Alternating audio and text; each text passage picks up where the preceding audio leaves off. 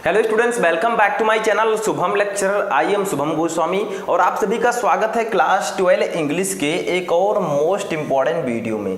Student, आज का ये वीडियो उन सभी स्टूडेंट्स के लिए इंपॉर्टेंट है जो 12th में है और जिनको 2023 बोर्ड एग्जाम देना है, क्योंकि इस वीडियो में मैं आपको क्लास 12 इंग्लिश ग्रामर के उन सभी मोस्ट इंपॉर्टेंट क्वेश्चंस को बताऊंगा जो कि इस बार आपके बोर्ड एग्जाम में पूछे जा सकते हैं। देखिए, बहुत सारे स्टूडेंट कमेंट कर रहे थे कि सर आप 12th इंग्लिश ग्रामर की तैयारी कराइए, ठीक है। तो मैं आपके लिए क्वेश्चंस लेकर आता रहूंगा, लेकिन आपको इसको कॉपी पेन लेकर नोट करते हुए चलना है ताकि सभी क्वेश्चन आपको अच्छे से आ जाएं। देखिए, इनमें मैंने जिन क्वेश्चंस को लिया है इस वीडियो में वो आपकी बोर्ड एग्जाम में 2 से 3 बार पूछे जा चुके हैं और इस बार भी 90% चांस है कि इनमें से कुछ क्वेश्चंस आपके बोर्ड एग्जाम में आएंगे, ठीक है। तो आपको ध्यान से वीडियो को देखना है और अगर आप भी चाहते हैं कि मैं इंग्लिश में 95% प्लस मार्क अचीव कर सकूं तो जितने भी क्वेश्चंस मैं आपको बताता हूं उसको आपको नोट करते हुए चलना है, ठीक है। आपको टाइम बर्बाद नहीं करना है, क्योंकि वक्त से लड़कर जो नसीब बदल दे विद्यार्थी वही है जो तकदीर बदल दे।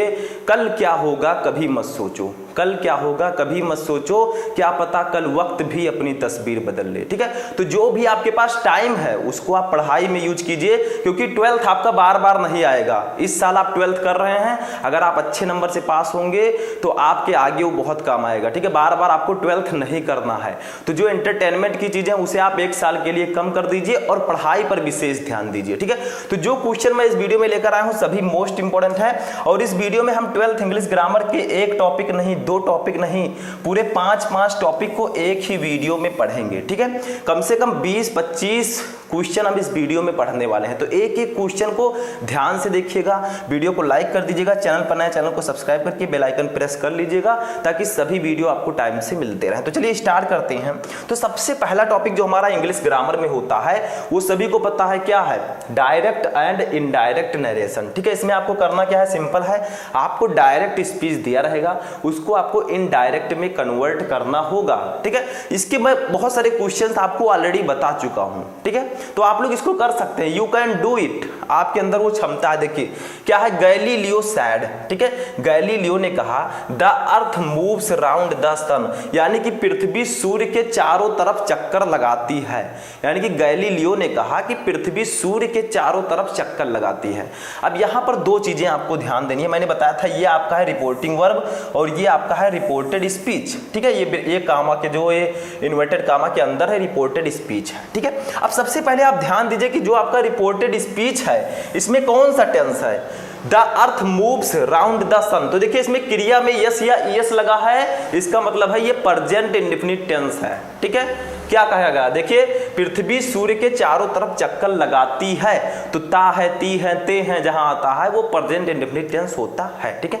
तो इसको हमें पास्ट में बदलना चाहिए, लेकिन मैंने आपको एक नियम बताया था कि अगर सदा सत्य रहने वाली बातें आती हैं तो उसके टेंस में हम कोई परिवर्तन नहीं करते, ठीक है। तो देखिए पृथ्वी सूर्य के चारों तरफ चक्कर लगाती है, ये सत्य बात है और हमेशा लगाती है और लगाएगी, ठीक है। ऐतिहासिक तथ्य है, तो इसके टेंस में हम कोई परिवर्तन नहीं करेंगे। अगर यहां पर होता the sun rises in the east, सूर्य पूर्व में निकलता है, तब भी हम उस पर कोई परिवर्तन नहीं करते। अगर यहां पर होता honesty is the best policy, ईमानदारी सबसे अच्छी नीति है, तब भी यहां पर हम टेंस में कोई परिवर्तन नहीं करते। इसका मतलब जो ऐतिहासिक तथ्य है उसके टेंस में हम कोई परिवर्तन नहीं करेंगे। तो यहां पर डायरेक्टली हम लिख देंगे गैलीलियो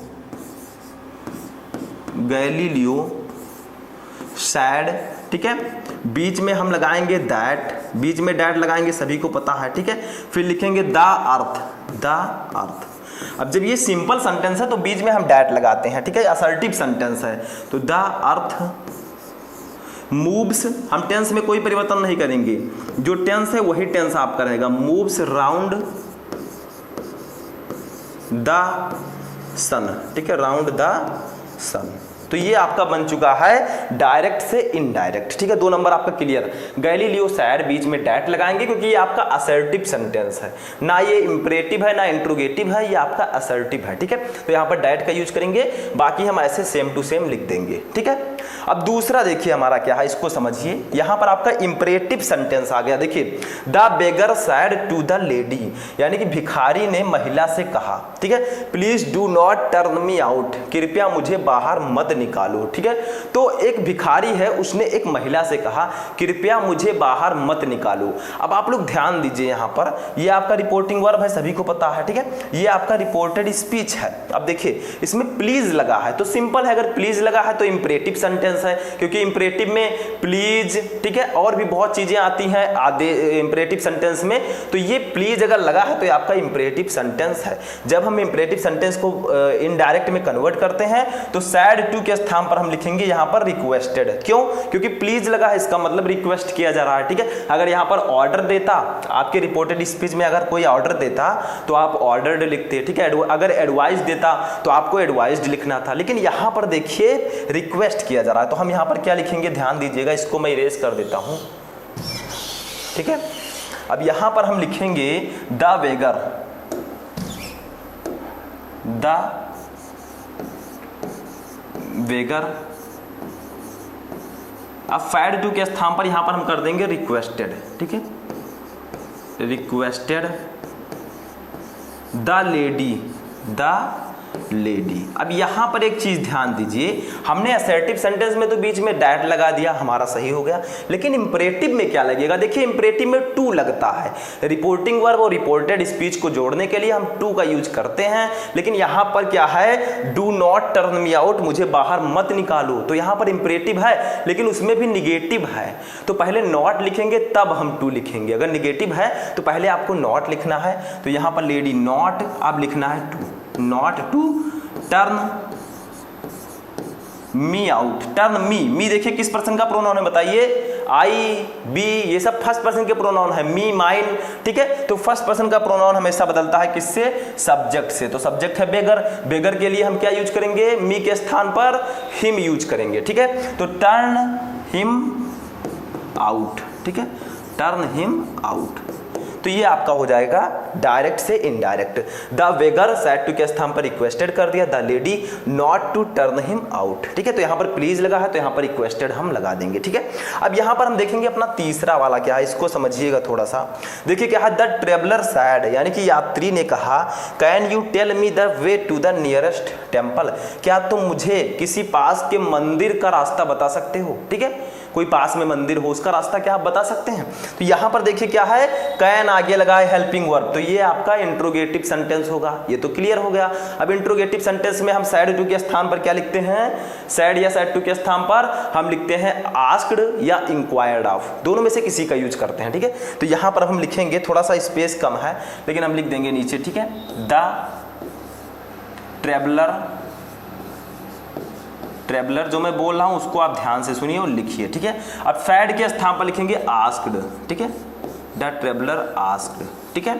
अब आपको लगाना है क्या, देखिए यहां पर कैन है, अब इंपरेटिव में मैंने क्या किया, टू का यूज किया, असर्टिव में दैट का बीच में यूज किया। अब यहां पर हम रिपोर्टिंग वर्ब और रिपोर्टेड क्लास को जोड़ने के लिए किसका यूज करेंगे, इफ या वेदर का, इफ का यूज कीजिए, चाहे आप वेदर का यूज कीजिए। यहां पर मैं लिख देता हूं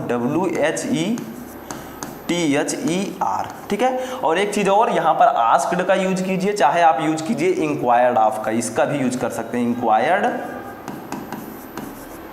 ऑफ, ठीक है, दोनों में से किसी का यूज कर सकते हैं, ठीक है। तो सैड टू के स्थान पर आप आस्क्ड या इंक्वायर्ड ऑफ का यूज कीजिए, और इफ के स्थान पर आप वेदर का भी यूज कर सकते हैं, ठीक है। तो इफ हो गया। अब आपको पहले हेल्पिंग वर्ब नहीं लिखना है, पहले यू सब्जेक्ट लिखना है। तो यू है सब्जेक्ट, सब्जेक्ट क्या है, ये सेकंड पर्सन का प्रोनाउन है यू, ठीक है, सेकंड पर्सन का प्रोनाउन है, तो ये बदलेगा ऑब्जेक्ट से। अब यहां पर ऑब्जेक्ट नहीं है तो यहां पर ध्यान दीजिएगा, देखिए द ट्रेवलर सैड, यात्री ने कहा, can you tell me the way to the nearest temple, क्या तुम मुझे किसी पास का रास्ता, पास के मंदिर का रास्ता बता सकते हो। तो किससे कहा, मुझसे कहा, ठीक है। तो यहां पर क्या होगा, यहां पर आस्क के बाद आप मी भी लिख सकते हैं, ठीक है, लेकिन कोई जरूरी नहीं है, मुझसे कहा है, आप थोड़ा दिमाग लगाइए, ठीक है। तो यू बदलेगा ऑब्जेक्ट से, ऑब्जेक्ट में यहां पर मी आप समझ सकते हैं, थोड़ा सा आपको अपना माइंड लगाना है, ठीक है। तो यहां पर हम लिखेंगे आई, ठीक है। अब कैन बदलेगा कुड में, आई कुड। यहां पर कंफ्यूज मत होइएगा, देखिए ट्रेवलर ने, जो यात्री था, उसने मुझसे कहा, ठीक है। यहां पर आप मी मान सकते हैं, तो हमने यू को मी से बदल दिया, आई हो गया, ठीक है। तो आई कुड टेल, टेल आपका टेल ही रहेगा, टेल। अब मी है फर्स्ट पर्सन का प्रोनाउन, बदलेगा सब्जेक्ट से, सब्जेक्ट है ट्रेवलर, ट्रेवलर के लिए हम मी के स्थान पर लिख देंगे हिम, ठीक है। टेल हिम द वे, इतना आपको समझना होगा, ठीक है। The way to the nearest temple, ठीक है। क्या? टेम्पल, तो टेम्पल आप लोग लिख दीजिएगा, तो टेम्पल हो गया, ठीक है। तो इस प्रकार से बन जाएगा the traveller asked if I could tell him the way to the nearest temple, ठीक है। तो यहाँ पर आई हम मान लेंगे, यहाँ पर मी है, छिपा हुआ है, ठीक है। तो इतना आपको माइंड लगाना है। तो तीनों क्वेश्चन समझ में आ गए, कोई भी प्रॉब्लम नहीं होना चाहिए, ठीक है। तो 3 क्वेश्चन आपको समझ में आ गए। तो डायरेक्ट एंड इनडायरेक्ट में हमारा 3 ही क्वेश्चन है, ठीक है। अब हम देखेंगे अपने नेक्स्ट टॉपिक के क्वेश्चन क्या हैं। तो चलिए देखते हैं हमारा नेक्स्ट टॉपिक क्या है। देखिए स्टूडेंट, जो हमारा नेक्स्ट टॉपिक है वो है सिंटैक्स। देखिए यहाँ पर मैंने सिंथेसिस को नहीं लिया है, ट्रांसफॉर्मेशन को नहीं लिया है, ठीक है, क्योंकि बहुत सारे क्वेश्चन मैं बता चुका हूँ और आगे भी मैं आपको क्वेश्चंस बताता रहूंगा, ठीक है। तो यहाँ पर मैंने डायरेक्टली सिंटैक्स को ले लिया है, क्योंकि वीडियो थोड़ा चेंज होना चाहिए ताकि आप भी अपसेट ना हो, ठीक है। सिंटैक्स में क्या होता है? Syntax mean correction of sentences, यानी कि सेंटेंस में कोई गलती है उसको आप शुद्ध करके लिखिए, वही होता है सिंटैक्स, ठीक है। जब देखिए फर्स्ट हमारा है sun gives us life and light, यानी कि सूर्य हमें जीवन और प्रकाश देता है। इसमें गलती क्या है? देखिए सन से पहले द लगा होना चाहिए, ये आपको तो पता ही होगा, the sun rises in the east, ठीक है। तो सन से पहले द लगा देंगे, इतनी सी गलती थी। तो लिखेंगे द सन गिव्स अस, ठीक है, life and light,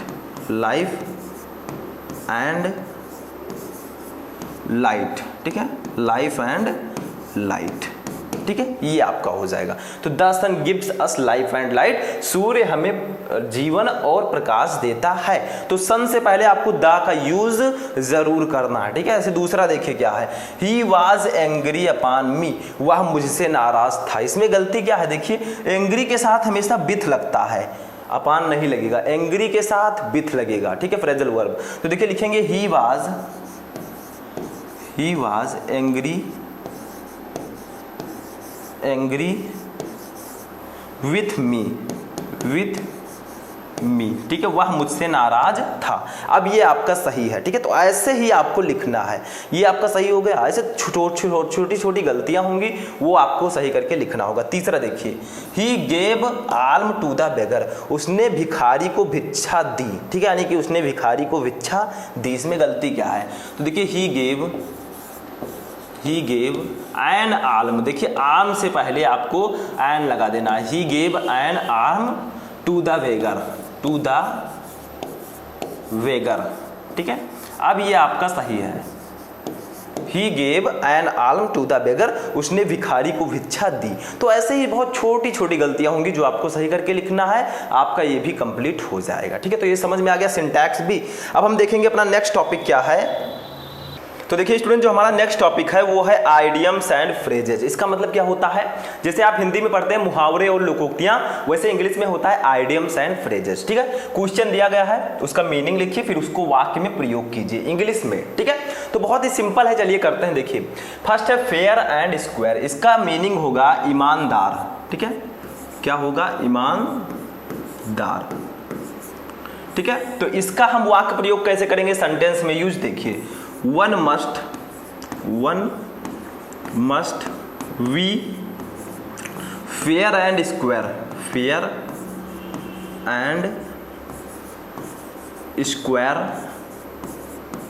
one must be fair and square in one's business, ठीक है, in one's business,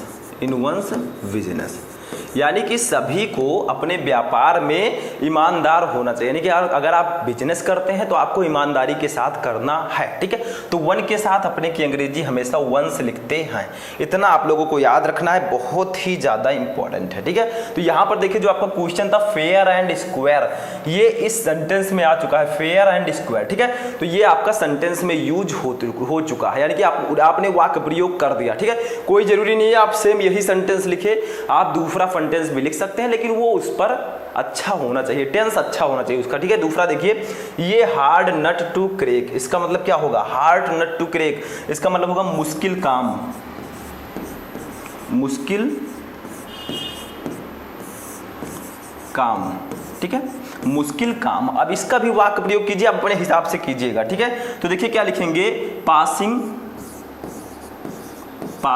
civil services, passing civil services, passing civil services exam is a hard nut to crack, ठीक है। तो देखिए passing civil services exam is a hard nut to crack, यानी कि civil services exam परीक्षा को पास करना मुश्किल काम है, ठीक है, थोड़ा सा डिफिकल्ट है। आपको भी पता है सिविल सर्विसेज जिसमें आप यूपीएससी की तैयारी करते हैं, तो passing civil services exam is a hard nut to crack, यानी कि सिविल सर्विसेज परीक्षा को पास करना थोड़ा मुश्किल काम है, ठीक है। लेकिन आपको पता है दुनिया में कुछ भी मुश्किल नहीं है, अगर आप लोग चाहें तो असंभव चीज को भी संभव बना सकते हैं, लेकिन आपका दृढ़ निश्चय होना चाहिए, ठीक है। तीसरा देखिए, ये मैन ऑफ लेटर्स, इसका मतलब क्या होगा, विद्वान आदमी, ठीक है। ये मैन ऑफ लेटर्स का मतलब होता है विद्वान आदमी। तो इसका लिखेंगे कोई वाक्य प्रयोग हम अच्छा सा करेंगे, ठीक है। तो माई ग्रैंड पा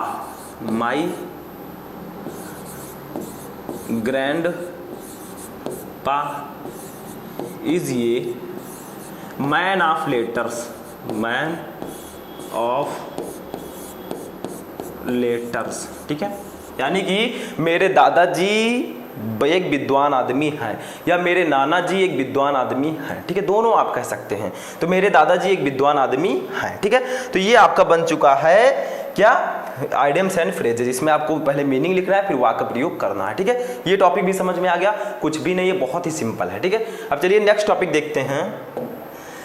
अब देखिए स्टूडेंट, जो हमारा नेक्स्ट टॉपिक है, 4th नंबर टॉपिक, वो क्या है, ये है एंटोनिम्स। एंटोनिम्स का मतलब तो सभी को पता है क्या होता है, विपरीतार्थक शब्द या विलोम शब्द, ठीक है। पहले आप विलोम शब्द पढ़ते थे, विपरीतार्थक शब्द का मतलब जो विपरीत अर्थ रखते हो, ठीक है, जिनका जो अर्थ है वो एक दूसरे के विपरीत हो। जैसे देखिए, पहला है रॉ का मतलब होता है कच्चा, ठीक है, जैसे रॉ फ्रूट, कच्चा फल, तो इसका क्या हो जाएगा, राइप हो जाएगा, इसका एंटोनिम राइप का मतलब क्या होता है, पका हुआ, या फिर आप लिख सकते हैं टेस्टफुल का मतलब भी होता है पका हुआ। तो देखिए रॉ का मतलब कच्चा, और राइप और टेस्टफुल का मतलब होता है पका हुआ, ठीक है। तो देखिए एक दूसरे के एंटोनिम्स हुए, इनका अर्थ एकदम विपरीत है, कच्चा और पका हुआ, ठीक है। दूसरा देखिए रिस्पेक्ट का मतलब होता है सम्मान या आदर, ठीक है, कुछ भी आप लिख सकते हैं, तो सम्मान। तो इसका क्या हो जाएगा बताइए, इसका आप लिख सकते हैं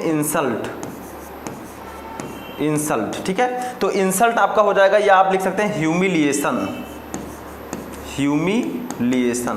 ह्यूमिलिएशन का मतलब, और इंसल्ट का मतलब क्या होता है, अपमान। तो देखिए रेस्पेक्ट का मतलब सम्मान, इंसल्ट और ह्यूमिलिएशन का मतलब होता है अपमान। तो एक दूसरे के एंटोनिम्स हुए ये, ठीक है। तो ये हो जाएंगे एक दूसरे के एंटोनिम्स, ठीक है। एंटोनिम्स का मतलब विपरीतार्थक शब्द जो विपरीत अर्थ रखते हों।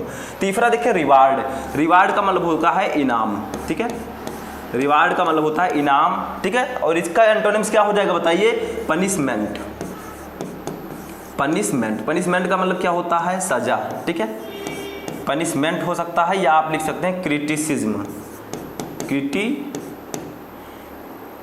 क्रिटिसिज्म, ठीक है। तो इसका मतलब क्या होता है, सजा, ठीक है, क्या होता है, सजा।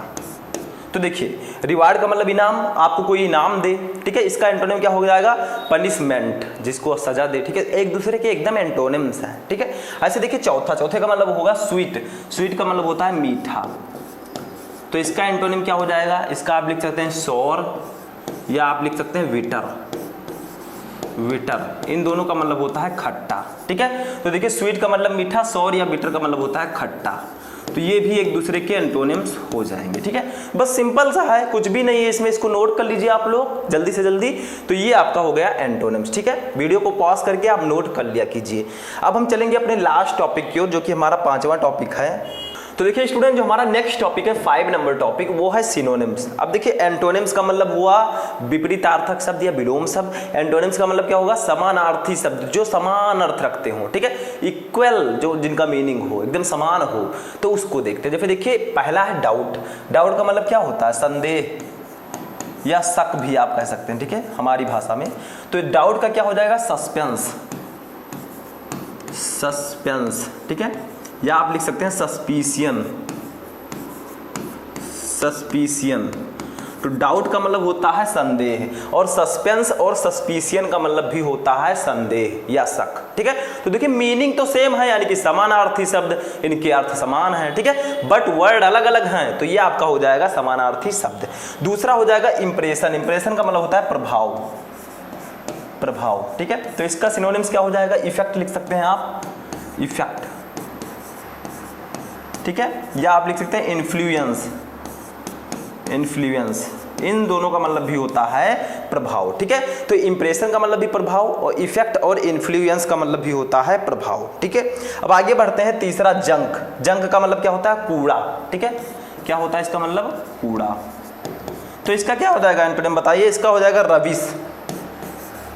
रबिश भी आप लिख सकते हैं, या वेस्ट भी लिख सकते हैं, WASTE, वेस्ट। इन दोनों का मतलब भी होता है कूड़ा। तो देखिए मीनिंग सेम है, बट वर्ड अलग अलग हैं, यही होगा समानार्थी शब्द, ठीक है। अब फिर देखिए प्लेज। प्लेज का मतलब होता है वचन या वादा, ठीक है। वादा भी आप लिख सकते हैं, वादा कभी ना करना, ठीक है, और वचन, दोनों हो गया। अब इसका बताइए एंटोनिम्स क्या हो जाएगा? प्रॉमिस। सभी को पता है प्रॉमिस का मतलब होता है वादा, तो हम लिख देंगे प्रॉमिस, या VOW भी लिख सकते हैं, ओ, इसका मतलब भी होता है वादा। तो सिंपल है, इनके मीनिंग सेम होंगे, वर्ड अलग अलग होंगे, बस हमारा सिनोनिम्स हो गया, ठीक है। तो इसको भी नोट कर लीजिए, सिंपल है। तो यहाँ पर हमने पढ़ा 12th इंग्लिश ग्रामर के synonyms, antonyms, idioms and phrases, syntax, direct and indirect, और हमने पढ़ा क्लास 12 इंग्लिश ग्रामर के 5 टॉपिक्स को एक ही वीडियो में। बहुत सारे क्वेश्चन मैंने आपको बताए। देखिए ऐसे ही आप वीडियोस देखते रहें, आपका क्वेश्चन सॉल्व होता रहेगा, आपका एक्सपीरियंस बढ़ता रहेगा, और बोर्ड एग्जाम में जब आप जाएंगे आसानी से लिख कर आएंगे, और आप गारंटेड है 95% प्लस लेकर आएंगे। लेकिन आपको सभी वीडियोज़ को ध्यान से देखना है, वीडियो में जो कुछ बताया जा रहा है उसको नोट्स करते हुए चलना है। तो आपसे अब हम लेना चाहेंगे अलविदा। सबसे पहले आप लोग इस वीडियो को कर दीजिएगा लाइक, चैनल पर नए चैनल को सब्सक्राइब कर लीजिएगा। तो हम मिलेंगे किसी नेक्स्ट वीडियो में नेक्स्ट टॉपिक के साथ, तब तक के लिए जय हिंद।